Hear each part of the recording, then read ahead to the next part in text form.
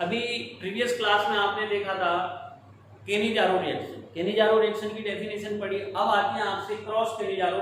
कई बार एग्जाम में पूछ लिया जाता है right A short note on cross Cannizzaro, तो स्टूडेंट कंफ्यूज हो जाता है। केनिजारो रिएक्शन में तो बेसिकली क्या था, टू मॉलिक्यूल्स ऑफ एल्डिहाइड और carbonyl compound lacking of alpha hydrogen वो रिएक्ट करते हैं, जबकि यहां पर क्या होगा, क्रॉस केनिजारो रिएक्शन के अंदर टू डिफरेंट एल्डिहाइड्स आप लोगे, क्या लोगे, टू डिफरेंट एल्डिहाइड्स, यानी सिमिलर एल्डिहाइड नहीं लोगे। इस रिएक्शन में टू डिफरेंट, डेफिनेशन क्या हो जाएगी, the aldehydes lacking of two different aldehydes, क्या वर्ड लगाना है आपको, two different aldehydes lacking of alpha hydrogen atom react in presence of strong base and gives disproportionation reaction and form salt of acid and वही similar reaction आप लिखोगे यहाँ पर भी, तो इसकी डेफिनेशन हो जाएगी टू डिफरेंट एल्डिहाइड्स, क्या लिखोगे, two different aldehydes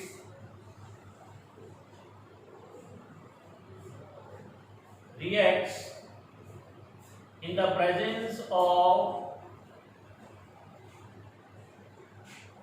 a strong base, in the presence of a strong base and give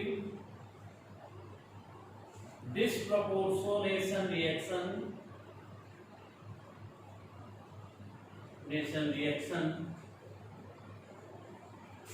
to form salt of acid, to form salt of acid and alcohol. अब इसका example क्या है, एक molecule तो आपने क्या ले लिया, format.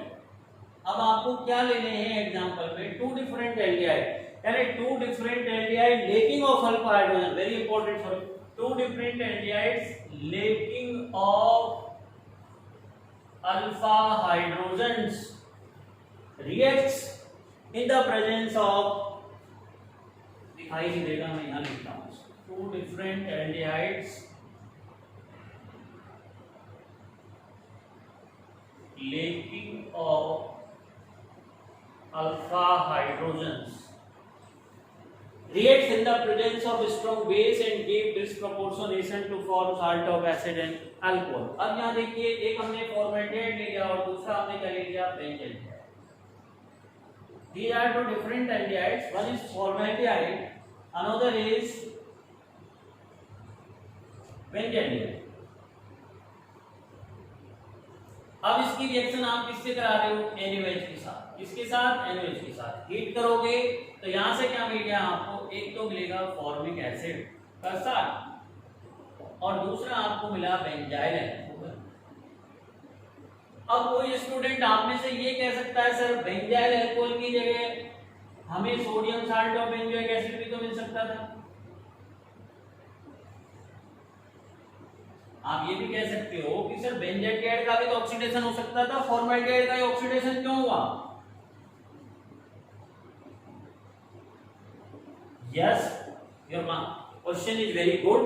The important thing is always remember that, जब मैंने आपको पढ़ाया था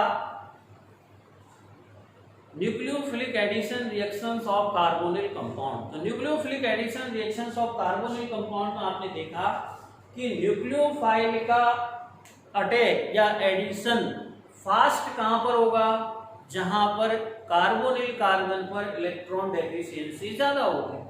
क्या देखा आपने, जितनी ज्यादा कार्बोनिल कार्बन पर इलेक्ट्रॉन डेफिशिएंसी होगी उतना ही न्यूक्लियोफाइल का एडिशन जो है कार्बोनिल कार्बन पर आसानी से होगा। अब अगर बेंज़ोइल्डिहाइड की बात और फॉर्मल्डिहाइड, बेंज़ोइल्डिहाइड और फॉर्मल्डिहाइड की बात करें तो यहाँ पर न्यूक्लियोफिलिक एडिशन फास्ट कहाँ होगा, फॉर्मल्डिहाइड के केस में। क्यों, क्योंकि फॉर्मल्डिहाइड में दोनों कार्बन से कौन अटैच है, हाइड्रोजन, जबकि यहाँ पर कौन अटैच है, एक फिनाइल रिंग और एक हाइड्रोजन। तो इस फिनाइल रिंग का क्या लगेगा, रेजोनेंस प्रभाव प्लस आर, और साइमल्टेनियसली क्या लगेगा, माइनस आई। उस रेजोनेंस के कारण इसकी जो रिएक्टिविटी है यानी कार्बोनिल कार्बन पर इलेक्ट्रॉन डेफिशिएंसी कम हो जाएगी, इसलिए न्यूक्लियोफाइल का जो अटैक है वो डिफिकल्ट होगा किसकी कंपैरिजन में, फॉर्मल्डिहाइड के कंपैरिजन। अब अगर मैकेनिज्म आप देखोगे तो मैकेनिज्म की अगर हम बात करें तो फॉर्मेल्डिहाइड मॉलिक्यूल है। इस फॉर्मेल्डिहाइड की रिएक्शन हम फर्स्ट ऑफ ऑल किससे कराएंगे, NaOH Na+OH-। अब ऐसा नहीं है कि मैं पहले NaOH फॉर्मेल्डिहाइड ही करा, अरे फॉर्मेल्डिहाइड की जगह आप बेंजाइलडिहाइड भी ले लो, यानी दोनों ही मॉलिक्यूल आपके मिक्सचर में पड़े हुए हैं। तो बेसिकली OH का अटैक कहाँ होगा, जहां पर आसानी से होगा, तो आसानी से कहां पे होगा, फॉर्मेल्डिहाइड। तो आप ये नहीं कह सकते सर आपने तो फॉर्मेल्डिहाइड लिया, ये मैंने नहीं लिया, ये रिएक्शन मिक्सचर में है इसलिए मैंने यहां लिया। Clear, is it clear. अब इसके बाद न्यूक्लियोफिलिक एडिशन हुआ, उसके बाद वही इंटरमीडिएट आपका फॉर्म हो गया।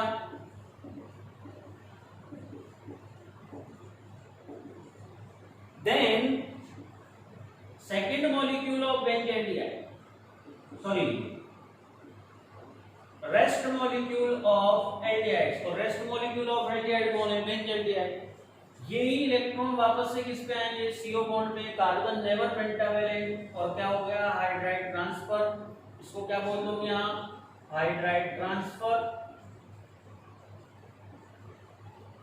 क्लियर, हाइड्राइड ट्रांसफर जब हो गया, यही स्लो स्टेप है आपका, रेट डिटरमाइनिंग स्टेप है। और यहां से आपको क्या मिला,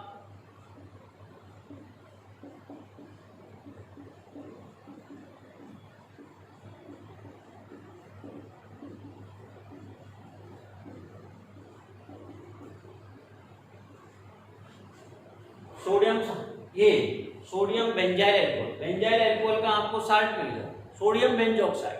अब इसमें फर्दर क्या होगा, intramolecular proton transfer, sorry intermolecular, पिछले वाले में करेक्शन करना पड़ेगा, intermolecular proton transfer, sorry important point, और पिछले वाले में भी करेक्शन होगा, इंटरमोल, वहां तो खैर वैसे भी हाँ इंटरमोलिक्यूलर होगा between, because the proton transfer in between two molecules, so it is called intermolecular. When the proton transfer in a molecule, this is called intramolecular, तो इसको करेक्ट कर लेना आप, सॉरी, तो ये क्या होगा, intermolecular proton transfer। और यहां से आपको मिल गया SCOONA प्लस बेंजाइल।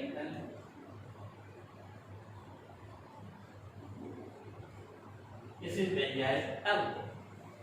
अगेन मैं रिपीट कर रहा हूं, जिस कार्बोनिल कार्बन या एल्डिहाइड पर न्यूक्लियोफाइल का एडिशन फास्ट होगा दोनों में से, उसको क्या होगा, फर्स्ट स्टेप में न्यूक्लियोफिलिक एडिशन, उसके बाद टेट्राहेड्रल इंटरमीडिएट बनेगा, देन हाइड्राइड ट्रांसफर। तो हाइड्राइड ट्रांसफर तो आपके पास बचा कौन है, बेंजाइलडिहाइड, जो भी रिमेनिंग मॉलिक्यूल बचेगा उसी पर होगा।